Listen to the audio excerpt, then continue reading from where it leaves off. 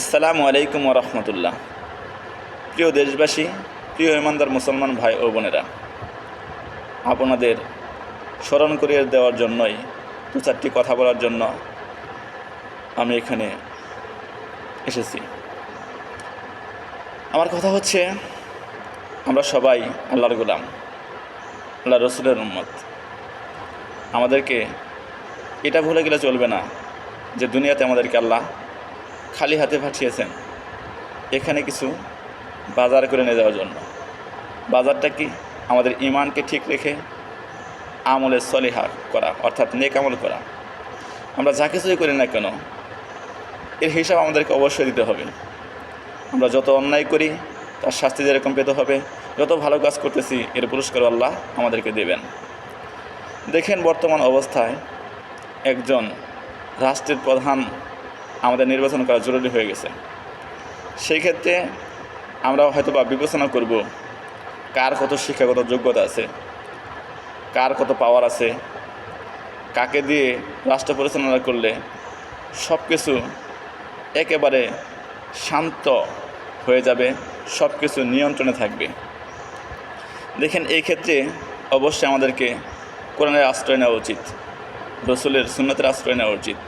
কেননা প্রত্যেকটা নবী, রসুল, সাহাবা এবং ইমানদার মুসলমানেরা সবসময় আল্লাহওয়ালাদের চিন্তাই আগে করত, তারপরে চিন্তা করত বাকিদের কথা।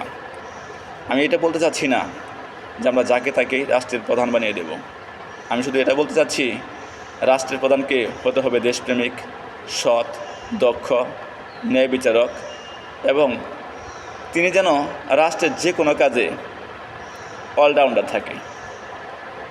এদেশে নানান রকমের শিক্ষিত লোক আছে, কিন্তু আমার দৃষ্টিতে, আমার এই ছোটো জ্ঞানে যা ধরা পড়েছে তা হচ্ছে সবগুলা দলের মধ্যেই কিছু না কিছু ত্রুটি আছে, ত্রুটির বাইরে কেউ নয়।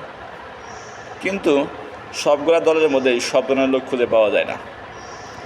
আমার দৃষ্টিতে বাংলাদেশ জামাত ইসলাম এবং ইসলামী ছাত্র শিবিরের 100% মানুষগুলা শিক্ষিত। বিশেষ করে জামাত ইসলামের কোনো কর্মী, তারা যেরকম মসজিদের ইমামতি করার যোগ্যতা রাখে তেমনি ডাক্তারি করার যোগ্যতা রাখে। যেমন সাধারণভাবে চিন্তা ভাবনা করলে আপনারা বুঝতে পারবেন, কোনো জামাত ইসলামের উচ্চ লেভেলের অর্থাৎ সর্বোচ্চ লেভেলের কর্মী তারা অনার্স মাস্টার্স কমপ্লিট ছাড়া নেই, এবং তারা দেশের হাজার হাজার লোককে এখনও ডিরেকশন দিয়ে বেড়ায়। অর্থাৎ তারা হাজার হাজার লক্ষ লক্ষ লোককে কন্ট্রোল করার ক্ষমতা তারা রাখে। কেমনে করে রাখে আপনারা বিবেচনা করে দেখতে পারবেন। কারণ এদের সংখ্যাবদ্ধতা এরকম যে প্রত্যেক স্তরে স্তরে ভাগ করা আছে। যেরকম আমরা বিভাগ, জেলা, থানা, ইউনিয়ন, এইভাবে একেবারে নিম্ন পর্যায়ে পর্যন্ত আসি। কিন্তু অন্যান্য দলের মধ্যে আপনি শিডিউল খুঁজে পাবেন না। এদের মধ্যে এত মেনটেইন, এত শিডিউল রয়েছে যে আপনারা যদি কখনো এদের সাথে মিশেন, এদের কাজ দেখেন, তাহলে আপনাকে এটা বলতে বাধ্য হতেই হবে যে বর্তমান সময়ে ক্ষমতা পাওয়ার একমাত্র যোগ্য দল হচ্ছে বাংলাদেশ জামাত ইসলাম। বলতে পারেন এদের তো অনেক ত্রুটি রয়েছে, আমরা এদের সম্বন্ধে জানি, এরা যুদ্ধ অপরাধী, এরা দেশের বিশৃঙ্খলা তৈরি করে, এরা দেশদ্রোহী, নানা রকমের কথা শুনতে পাচ্ছেন। কিন্তু আপনি এদের সাথে মিশে দেখেন, এর কোনো ভিত্তি নেই, এর কোনো বাস্তব দলিল নেই, শুধুমাত্র মুখে মুখে আছে। হ্যাঁ, বলতে পারেন ঢাকা শহরে মাঝে মাঝেই মারামারি হয়, সেখানে তো তাদেরকে দেখা যায় তারা মারামারি করতেছে। ভাই, দেওয়ালে পিঠটা ঠেকে গেলে আপনিও মারামারি করবেন, আপনিও আপনার শত্রু দ্বারা থাকবে তাদেরকে আঘাত করবেন। কেননা আর কত মায়ের খাবেন? মায়ের খাইতে খাইতে খাইতে খাইতে যখন আপনার সারা শরীর রক্তাক্ত হয়ে গেছে, শুধু দেহ থেকে প্রাণটা বের হয়ে যায় নাই, তখন আপনি যে কাউকে মারবেন না এমন ইমানদার আপনি হন নাই। আর আল্লাহ বলেছেন, তোমরা শুধু মরবে এমন তো নয়, মারবেও মাঝে মাঝে। কারণ মরলেও জান্নাতি, মারলেও জান্নাতি। শর্ত হচ্ছে ঈমান থাকতে হবে এবং নেক আমল থাকতে হবে। তোমার ঈমানও নেই, নেক আমলও নেই, তুমি একজনকে মারবা আর তুমি জান্নাতি হয়ে যাবা, এমন ওয়াদা আল্লাহ দেয় নাই। ঈমানও থাকতে হবে, অর্থাৎ প্রত্যেকটা জায়গাতে আল্লাহকে ভয় করতে হবে এবং আল্লাহ রসুলের সুন্নাতগুলো মেনে চলতে হবে। পাশাপাশি অন্যায়কে প্রতিহত করার জন্য কখনো মুখে, কখনো হাত দ্বারা, কখনো বা কৌশল করে টিকে থাকতে হবে। আর এই যোগ্যতা আমার দৃষ্টিতে বাংলাদেশ জামাত ইসলামের রয়েছে। আমার মনে হয়, আমি বলি না যে এদেরকেই ক্ষমতা দিয়ে দেন, শুধু এতটুকু বলি যে একবার ইসলামী কোনো দলকে ক্ষমতায় উঠিয়ে দিয়ে দেখেন, দেশের শান্তি শৃঙ্খলা সর্বস্তরে ঠিক থাকবে, দ্রব্যমূল্যের দাম কমে যাবে এবং প্রত্যেকটা স্তরের লোক সচ্ছল হয়ে যাবে। বিশেষ করে জাকাতের যে ব্যবস্থাটা, এটা সরকার মেনটেন করবে তখন।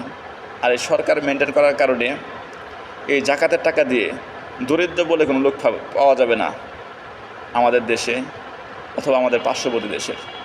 কেননা জাকাতের টাকা এত পরিমাণ থাকবে যা দিয়ে প্রত্যেক থানা, প্রত্যেক জেলা, প্রত্যেক বিভাগের প্রত্যেকটা অসচ্ছল ব্যক্তিকে সচ্ছল করে দেওয়া সম্ভব।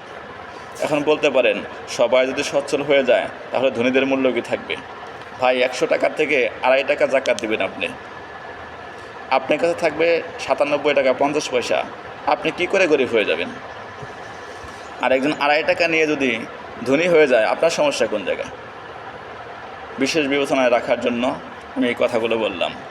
আমি জানি আমি সাধারণ মানুষ, আমার কথাগুলো গুরুত্ব পাবে না, তারপরেও বললাম এই জন্য যে হয়তো কখনো কখনো সাধারণ লোকের কথাও অনেক দামি হয়ে যেতে পারে। সবাই ভালো থাকবেন, সুস্থ থাকবেন, আর বিশেষ বিবেচনা করে সরকার নির্বাচন করবেন। তবে নারীদেরকে নির্বাচিত করবেন না, কেননা আল্লাহ নিষেধ করেছেন নারীদের আনুগত্য করা। নারীরা পুরুষের আনুগত্য করবে, নারীরা পর্দা মেনটেন করে চলবে, দেশের প্রত্যেকটা যুবক ঠিক থাকবে, যুবতী ঠিক থাকবে এবং রাষ্ট্রের আইন শৃঙ্খলা ঠিক থাকবে। প্রশাসন শক্তির এত শক্তি প্রয়োগ করতে হবে না তখন, যখন প্রত্যেকটা মানুষ তার নিজের চোখকে হেফাজত করবে, তার হাতকে হেফাজত করবে আর প্রত্যেকটা কাজকে নিজের মনে করে করবে। আর কিছু কথা বলার ছিল, আমি বলতে পারতেছি না এই জন্য যে আমি অনেক সুন্দর করে গুছিয়ে গুছিয়ে আপনাদেরকে বলার মতো যোগ্যতা রাখি না। আজকে আপনি একটা জিনিস খেয়াল করছেন, আপনারা একটা জিনিস খেয়াল করে দেখুন, এই যে খুনি হাসিনা দেশ থেকে চলে গেল, সে দেশ থেকে চলে গেছে ঠিকই, কিন্তু আমাদের হাতে, প্রত্যেকের হাতে যে মূর্তি দিয়ে গেছে, প্রত্যেকের ঘরে ঘরে যে মূর্তি দিয়ে গেছে, এই মূর্তির কী হবে? এই মূর্তি যতদিন আমাদের কাছে থাকবে ততদিন আমরা কেউ আল্লাহর কাছে কেউ হতে পারবো না। প্রশ্ন আসতে পারে, শেখ হাসিনা চলে গেছে, এর সাথে মূর্তি দিয়ে গেল কেমনে? মূর্তি এইভাবে দিয়ে গেল যে টাকার ভিতরে যে শেখ মুজিবের ছবি দিয়েছে, এটা স্পষ্ট একটা মূর্তি। আমার বাবার ছবি, আপনার বাবার ছবি আপনার কাছে থাকে না, আপনার ভাইয়ের ছবি, আপনার বইয়ের ছবি, আপনার সন্তানদের ছবি আপনার কাছে সবসময় থাকে না, অথচ শেখ মুজিবের ছবি আমাদেরকে সবসময় নিয়ে চলতে হচ্ছে।